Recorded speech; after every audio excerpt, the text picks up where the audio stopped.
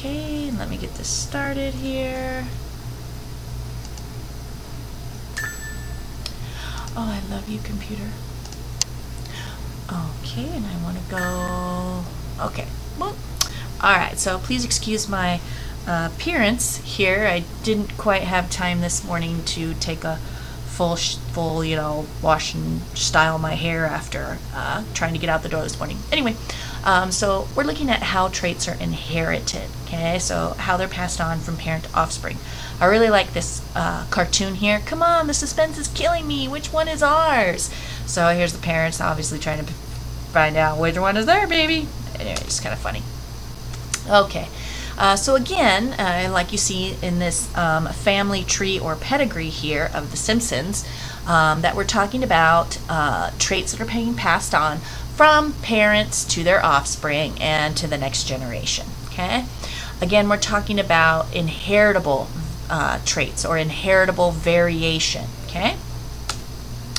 So here we have Darwin. Okay, Charles Darwin, and Darwin found a lot of evidence supporting his theory of evolution by natural selection. But there was always something that kept troubling him. He couldn't quite grasp it. He knew that species would occasionally appear with an advantageous trait, but he thought those traits would get blended away. Okay, so take for example this giraffe that appeared with a longer neck than any other of the giraffes. That's an advantageous trait for that giraffe. But Darwin thought that that trait would get blended away because during this time period, people thought that offspring were a blend, a mixing of, like a mixing blend type of parents. That's what they thought the offspring were. Okay, so here's this giraffe. Okay, it's got an advantageous trait. It can reach more food. It's going to be able to have more energy for mating, right? But who will complete me? Okay. So you've got a giraffe with a long neck. Obviously, it's going to get a lot more food, have a better than average chance to mate. Okay, but who's it going to mate with? Okay, that's what Darwin, his paradox was, because he thought that no matter how many other giraffes that this giraffe would mate with, that the necks length would get blended, so they would get smaller, shorter, and shorter. Okay, and Darwin never figured this out. Okay. He would have if he simply would have read a paper that he had in his library. Okay, so blending. Okay, this is what individuals believed at the time. They thought that offspring were a blend of the parents, kind of like if you were to take blue dye and yellow dye, and that would blend together into green. Okay, but okay. So here we have Gregor Mendel. Dude, just read my paper. Here's paper here, which was in Darwin's library, but he never got around to reading it. So if he would have read Gregor Mendel's paper, then he would have figured out the answer that offspring do not get blended. Okay, there's nothing, blended inheritance has not been supported, but particulate inheritance that Mendel proposed has. Okay. Gregor Mendel was an Austrian monk, and he did like 30 years of breeding experiments on pea plants, and he wrote it all up. He also applied some math to it so he could make predictions, and he actually gave significant evidence that blending inheritance is incorrect. Okay, so what is this particulate inheritance? Well, Mendel said that the inheritance particles, okay, today we call them genes, were discrete and separate units, okay, discrete and separate units, so coming from each parent, so that they do not blend together. Okay, so if you were to overlap the red and the blue, okay, if you were to overlap them, they would not blend together. They would still, they're not blending into one. They would still be two discrete units. Okay, so today we call these particulate factors genes. Okay, and so you get a gene from, you get half your genes from your dad and half your genes from your mom, passed on through the egg and the sperm. Now the variations of these genes we call the alleles. Okay, so if we talk about the trait of like eye color, okay, there's a gene pair that controls eye color, and there's variations of eye color, And the different variations are the different alleles, like the brown allele or the blue allele or the green allele, okay? And so the father is going to pass on, in this example here, the father is going to pass on brown eyes and allele for brown eyes, and the mother is passing on blue eyes. Okay.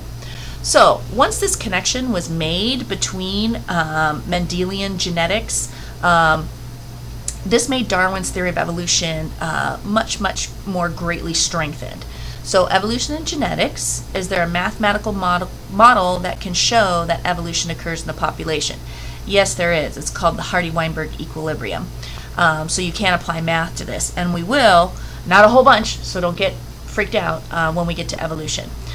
So here you can see, why does Bob have to show off so much? Okay, so here's Bob. I'm different from others. My alleles are so special because I'm special. Anyway, we are all special because we're all a unique blend of the alleles that we inherited from our parents. So Mendelian genetics. Yes, please give peas a chance. So Mendel knew that these factors were discrete and non-blending. Okay, he knew this, and he proved it by doing his experiment. He knew a whole bunch about inheritance because he also grew up on a farm breeding animals, things like that. So let's visit peas. Okay, now he chose peas because peas are hardy. They also have a lot of different characteristics that you can follow from generation to generation. Also, plants have the ability to what we call self-pollinate and cross-pollinate. So here is the species of peas that Mendel used, and you can see that there's 1, 2, 3, 4, 5, 6, 7 visual characteristics that you can map from generation to generation that exist in 2 different forms, like seed shape. They're either round or wrinkled. They're either green or yellow. The flower color, they're either purple or white. The stem length of the plants are either tall or long or short. The pod shape is either inflated or constricted. See how you can see the little dimpling of the peas inside the pod? That's constricted. The color of the pod, green versus yellow. The position of where the flowers grow. Do they grow only at the ends of the stems? That's terminal. Or do they grow mid-stem, which is axial? Okay. Also, plants are easily manipulated because they have the ability to cross-fertilize and self-fertilize. So in the plant here, okay, so you've got the eggs down here. This is the female pistil. And then these are the male stamens with the anthers, okay, up at the top, which produce plant sperm, the pollen grains. When those pollen grains, okay, transfer onto the stigma, then they'll burrow down, and that's where you get conception, okay? So if this was a plant here, and the pollen grains, instead of going to this flower, went directly back onto its own stigma, or on any other flower on that same existing plant, then that's self-pollination. But if you have pollen that blows either in the wind or on a bee or a hummingbird to a flower on a separate plant of the same species, then that is cross-pollination. So Mendel was able to take advantage of this, okay? I do this when I grow tomato plants and stuff, if I don't see that there's enough bees pollinating, because if you don't get pollination, you're not going to get your tomato fruit, right? So I will do this when I see the stamens have ripened. I will go ahead and I'll cut a few of them off, and I'll go around, and just like this here, I will dust, okay? I will dust the stigmas of the tomato plants so that I can get tomatoes. And here there's kids that do this in classrooms as well. So we're going to first look at what Mendel did, and we're going to follow flower color. So again, the traits that Mendel was looking at were discrete, either or. So in this case, purple or white. And peas can fertilize themselves, pea plants.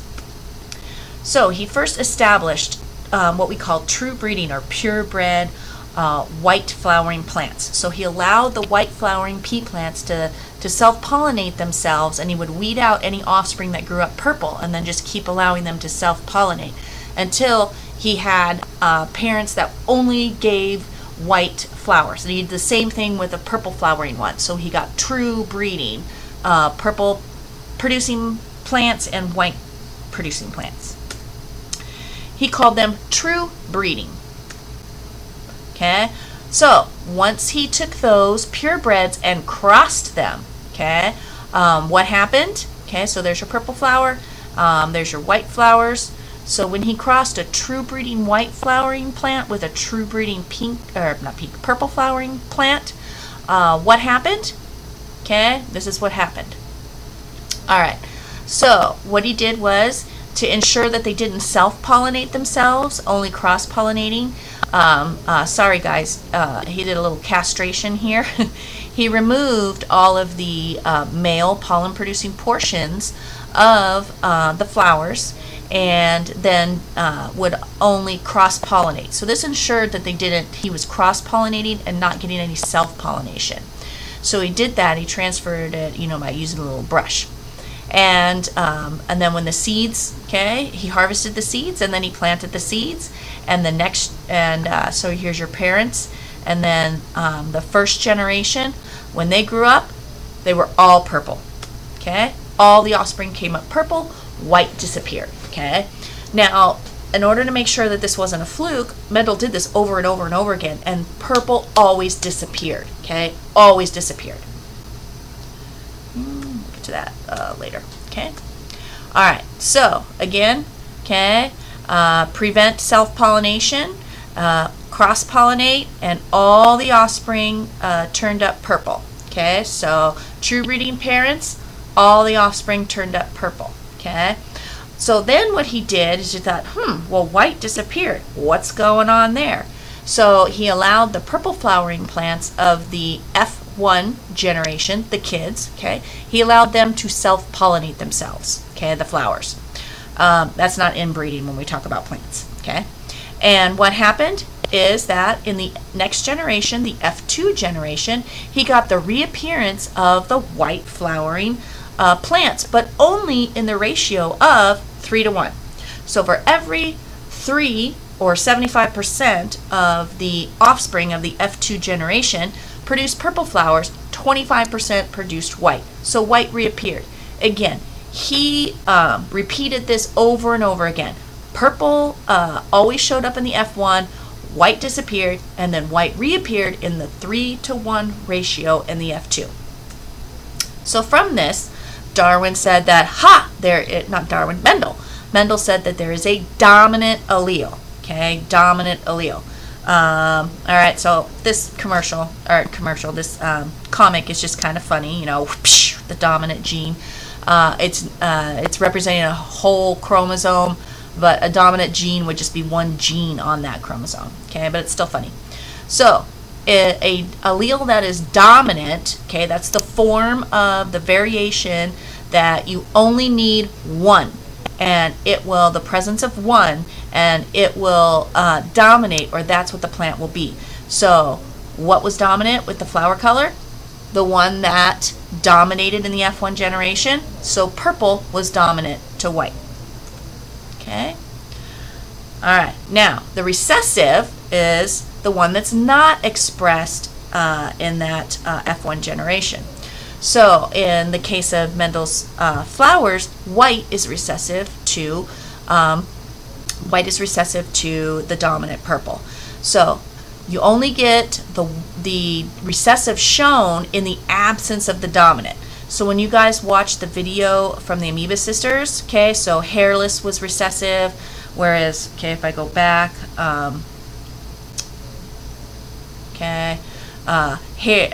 hairy was dominant in that example, hairless was recessive, okay? So here, the only way to get a hairless guinea pig is if you have just the recessive, okay? You can't have the presence of the dominant. All right, so there you got your dominant and your recessive allele, okay? This also brought Mendel to state his first law called the law of segregation, okay? And what that means is that when an organism goes to make its gametes, okay? When does it make gametes? Meiosis, like we learned about last week, okay? So in meiosis, when gametes are forming, only one of each allele pair ends up going into a gamete. So the pair segregate from each other, okay? So here you have the chromosomes, and only one is going to go carrying one of those genes for that gene pair is going to end up in the gamete. So in this case, sperm down here. So if you look here in Mendel's experiment, here's the F1 generation. They were all purple, okay? And you can see that when they made their eggs and sperm, pollen grains, okay, each one only got one copy. So the allele pairs segregate, okay, how do they do that? Meiosis, for gamete formation. So this is called Mendel's law of segregation. Okay. Now, with genetics, there's some terminology. Okay, we've already talked about allele and a gene, okay, but there's also more terminology, okay. So genotype, okay, so the genotype is when we are referring to the allele pair inherited. So what were the alleles you inherited? We want to know the letters that you inherited. Did you inherit two capitals, a capital and a lowercase, or two lowercases, okay? So this is coming up to the terms homozygous and heterozygous, okay? Versus the phenotype is just what is physically expressed. So in this case, are you green or are you yellow, okay? But we don't know if this has so yellow is dominant, okay? We don't know if there's two dominant yellows here or a dominant and one recessive, okay? So just by looking at someone's phenotype, you can't necessarily tell their genotype. All right, so this leads us to two other terms, homozygous and heterozygous, okay? So when we look at an individual's genotype, okay? So here's the genotype, capital B, or two dominants. If both alleles are the same, both dominant, we call that homo for the same, zygous. Okay, if they're both recessive, again, homo means the same, homozygous, recessive, okay? But if they inherited one dominant and one recessive, then we call that the heterozygous. So, the genotype, when we refer to the genotype, the alleles inherited, we're basically determining, is this a homozygous dominant, a homozygous recessive, or is this a heterozygous genotype? Okay.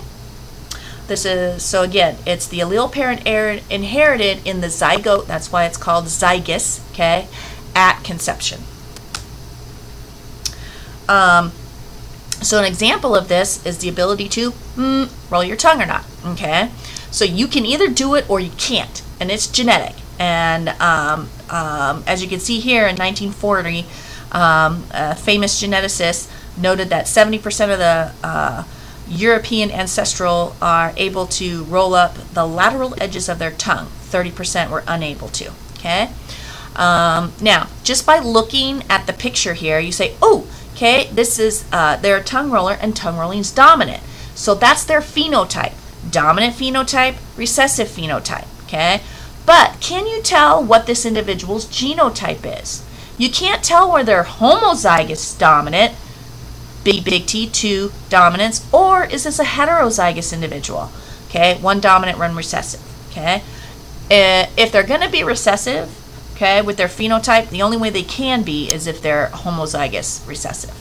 So you got genotype and phenotype there, homozygous and heterozygous. Okay, I believe this is the last term that I want to go over today, but I've used the term gamete. Okay, gametes are just sex cells, eggs and sperm. Okay, so when we form our gametes, if we're a woman, okay, when we form our gametes, we form eggs, okay, and they're always haploid, right, from meiosis. And then the gametes of men, okay, are sperm. Or if we're talking about plants, which produce, have both reproductive units in the flower, again, all of the eggs are ovum, and they're haploid, and then all the pollen grains, which are the sperm, are also haploid. Okay, so gametes are the sex cells, which only get, because of meiosis, one allele from each allele pair in our genetic traits. Okay. I would like for you to watch these 2 videos for review. Okay, I have provided the links in the module as well. You can just click on the links. And this first one is from the Amoeba Sisters, and you know, it's like what, they're between 5 and 10 minutes, the Amoeba Sisters. And then this one over here is a TED Talk, and I believe it is 10 minutes long, but they're both excellent videos, and I highly recommend that you watch those. Okay, forming gametes. Okay, so we will pick up here when I see you in the next class. Thank you.